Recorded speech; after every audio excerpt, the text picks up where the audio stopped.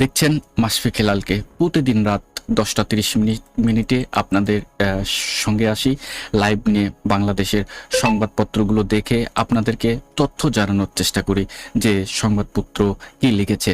সংবাদপত্র শুধু তথ্য দেয় না, সংবাদপত্র শুধু খবর নয়, এটি সমাজের আয়না হয়ে তুলে ধরে। তাই খবর পড়ুন, ভাবুন, তারপর নিজের মতামত গড়ে তুলুন। রাষ্ট্রপতি মোহাম্মদ শাহাবুদ্দিনের পদত্যাগ নিয়ে গুজবে কান না দেওয়ার আহ্বান জানিয়েছেন বিএনপির মহাসচিব এবং স্থানীয় সরকার, পল্লী উন্নয়ন ও সমবায় মন্ত্রী মির্জা ফখরুল ইসলাম আলমগীর। রাজধানীর এক সেমিনারে বক্তব্য দেওয়ার সময় তিনি এসব কথা বলেন। তিনি বলেন, সারা বিশ্বে গণতন্ত্র অনেকটা হুমকির মুখে, তবে আমরা সবসময় গণতন্ত্রের ধারায় বিশ্বাস করি। জনগণের কাছে সবসময় দায়বদ্ধ বর্তমান সরকার। আরেকটি খবর দৈনিক প্রথম আলোতে প্রকাশিত হয়েছে। শাহাবুদ্দিন পদত্যাগ করেছেন বাংলাদেশের রাষ্ট্রপতি শাহাবুদ্দিন, যা লিখেছেন পদত্যাগপত্রে। চলুন একটু জানার চেষ্টা করি সেটি। বিবিসি নিউজ বাংলা, পদত্যাগ করেছেন বাংলাদেশের রাষ্ট্রপতি শাহাবুদ্দিন, যা লিখেছেন পদত্যাগপত্রে। চলুন একটু এটি পড়ে তথ্য জানার চেষ্টা করি। কয়েকদিন ধরে নানা গুঞ্জনের পর অবশেষে পদত্যাগ করলেন বাংলাদেশের 22তম রাষ্ট্রপতি মোহাম্মদ শাহাবুদ্দিন। আপাতত অস্থায়ীভাবে এই দায়িত্ব পালন করবেন জাতীয় সংসদের স্পিকার হাফিজ উদ্দিন আহমেদ। শুক্রবার বিকেলে জাতীয় সংসদে পৌঁছে দেওয়া হয় রাষ্ট্রপতির পদত্যাগপত্র। সেখানে নিজের গুরুতর শারীরিক অসুস্থতার কারণে দায়িত্ব থেকে সরে যাওয়ার কথা জানিয়েছেন মোহাম্মদ শাহাবুদ্দিন। সংবিধানের 50-3 অনুচ্ছেদ অনুযায়ী স্পিকারের কাছে চিঠি পাঠিয়ে পদত্যাগ করতে পারেন রাষ্ট্রপতি। আর 54 অনুচ্ছেদ অনুযায়ী নতুন রাষ্ট্রপতি নির্বাচিত না হওয়া পর্যন্ত স্পিকার রাষ্ট্রপতির দায়িত্ব পালন করবেন। এর আগে মোহাম্মদ শাহাবুদ্দিন পদত্যাগ নিয়ে আলোচনার মধ্যেই নির্ধারিত বিদেশ সফর সংক্ষিপ্ত করে শুক্রবার সকালে দেশে ফিরেছেন জাতীয় সংসদের স্পিকার হাফিজ উদ্দিন আহমেদ। রাষ্ট্রের সর্বোচ্চ এই পদে নতুন করে কে দায়িত্ব পাচ্ছেন এটি এখনো নিশ্চিত নয়। তবে সাংবিধানিক নিয়ম অনুযায়ী জাতীয় সংসদের পরবর্তী 90 দিনের মধ্যে পরবর্তী রাষ্ট্রপতির নির্বাচন অনুষ্ঠিত হতে হবে। কি বলা হয়েছে পদত্যাগপত্রে?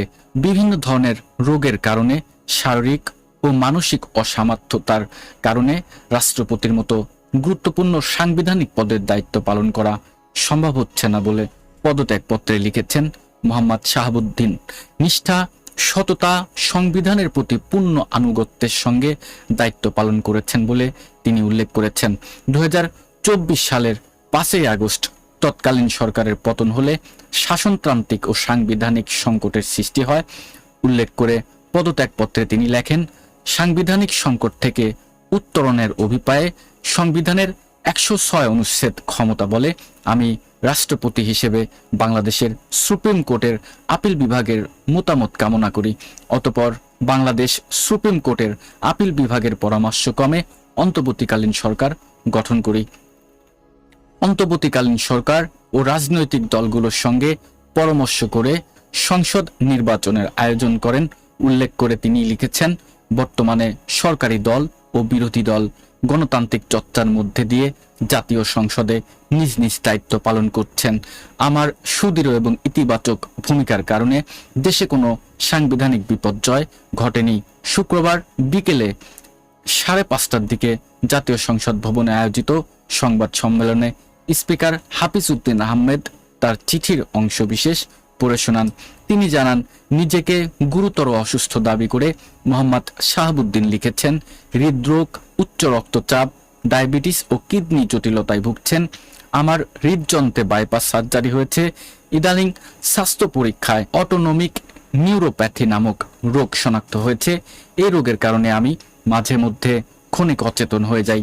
রোগসমূহের প্রাদুর্ভাবে শারীরিক ও মানসিক অসামর্থ্যের কারণে রাষ্ট্রপতি মতো গুরুত্বপূর্ণ সাংবিধানিক পদের দায়িত্ব পালন করা আমার পক্ষে সম্ভব হচ্ছে না।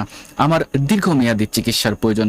সংবিধানের 50-3 অনুচ্ছেদের বিধান অনুযায়ী রাষ্ট্রপতির পদ থেকে পদত্যাগের কথা লিখেছেন মোহাম্মদ শাহাবুদ্দিন। স্পিকার আজ বিকেল 5:01 পদত্যাগপত্রটি গ্রহণ করেছেন বলে রাষ্ট্রপতির প্রেস সচিব মোহাম্মদ সরোয়ার আলমকে উদ্ধৃত করে জানিয়েছে রাষ্ট্রীয় বার্তা সংস্থা বাসস।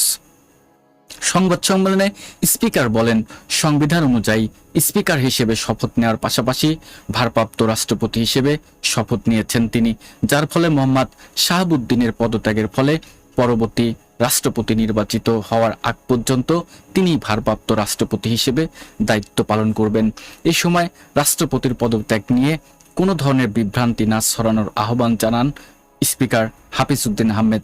তিনি বলেন, বাংলাদেশের রাষ্ট্রপতির পদত্যাগ একটা গুরুতর ঘটনা, এর সাথে দেশের ভালো মন্দও জড়িত। রাষ্ট্রপতি একজন মানুষ, তিনি অসুস্থ হতেই পারেন, এর মধ্যে তিনি সকল ধোঁয়াশা পরিষ্কার হয়েছে বলেও মন্তব্য করেন স্পিকার। তিনি বিদায়ী রাষ্ট্রপতি মাফিয়া সরকারের আমলে নির্বাচিত হলেও বর্তমান জনগণের ভোটে যে সরকার নির্বাচিত হয়েছে তার প্রতি তিনি সমর্থন এবং সম্মান প্রকাশ করেছেন সবসময়, মন্তব্য করেন মিস্টার আহমদ।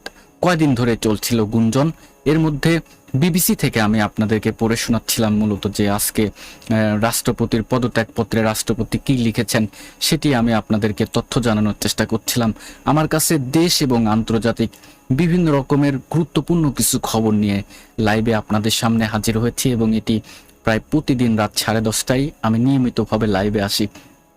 লাইভে যারা আজকে নতুন অবশ্যই চ্যানেলটি সাবস্ক্রাইব করবেন এবং অন্যদেরকে বলবেন। অনেকেই আছে যারা অনেকগুলো নিউজ পোর্টাল ঘুরে ঘুরে পড়ে দেখতে পারে না যে আসলে সংবাদপত্রগুলো কে কি লিখেছে, গুরুত্বপূর্ণ খবর কি কি হয়েছে, এবং অনেকে আছে যারা পত্রিকা পড়তে পারে না, আবার অনেকে আছে কর্মব্যস্ততায় আসলে এটি হয়ে ওঠে না।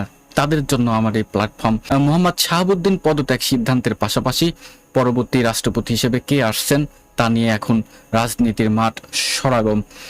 এক্ষেত্রে বিএনপির স্থায়ী কমিটির সদস্য ও সাবেক মন্ত্রী খন্দকার মোশাররফ হোসেন, দলের মহাসচিব এবং স্থায়ী সরকার এবং পল্লী উন্নয়ন ও সমবায় মন্ত্রী মির্জা ফখরুল ইসলাম আলমগীর এবং বর্তমান মন্ত্রী পরিষদ সচিব ডক্টর নাসিমুল গনির নাম জোরালোভাবে শোনা যাচ্ছে।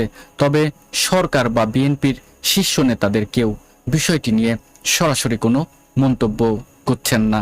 তারা বলছেন পরবর্তী রাষ্ট্রপতি কে হবেন সে বিষয়ে সিদ্ধান্ত নেবেন প্রধানমন্ত্রী তারেক রহমান। অনেকগুলো সমীকরণ মাথায় রেখেই তিনি সিদ্ধান্ত চূড়ান্ত করবেন। সামাজিক যোগাযোগ মাধ্যমে চলমান আলোচনা নিয়ে মন্তব্য না চাইলেও সরকারের একাধিক মন্ত্রী এবং বিএনপির একাধিক নেতা জানান, সরকারি চাকরিজীবী কাউকে রাষ্ট্রপতি করার পক্ষে নন। তারা সংবিধানের আলোকে বর্তমান মন্ত্রী পরিষদ সচিব রাষ্ট্রপতির হতে পারবেন কিনা জানতে চাইলে সুপ্রিম কোর্টের জ্যেষ্ঠ আইনজীবী শাহদিন মালিক বলেন, সংসদ সদস্য হওয়ার ক্ষেত্রে সরকারি চাকরি বিষয়ক যে বাধ্যবাধকতা রয়েছে রাষ্ট্রপতি নির্বাচন করার ক্ষেত্রেও সেটি নেই।